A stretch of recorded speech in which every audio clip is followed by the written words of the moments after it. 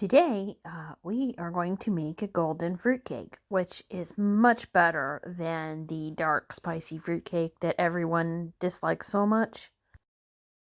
Take your eggs, your shortening, and your liquid and take them out of the refrigerator and allow them to warm up to room temperature. The recipe generally calls for 2 cups of fruit and nuts, but I think you cannot have too many fruits and nuts, especially not too many macadamia nuts.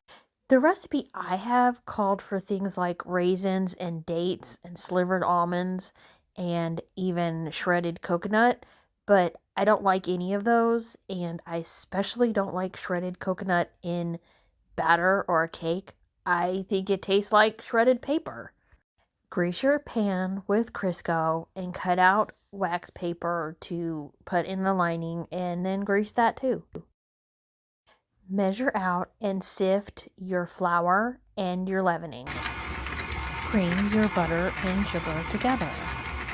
Add extracts. Add your eggs one at a time, and I like to crack each egg into a bowl and check it out before I add it to my mixture. This way, if an egg is bad, I don't ruin my whole mixture. I can just toss it out.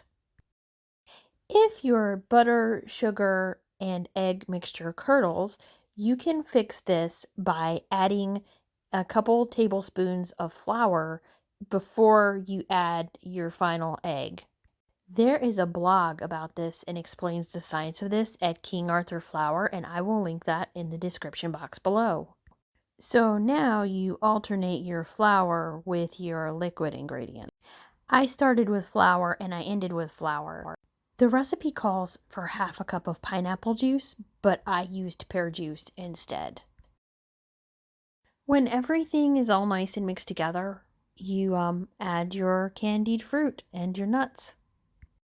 You're supposed to mix in the candied fruit and nuts by hand, but I used my KitchenAid stand mixer, and to me it turns out just fine.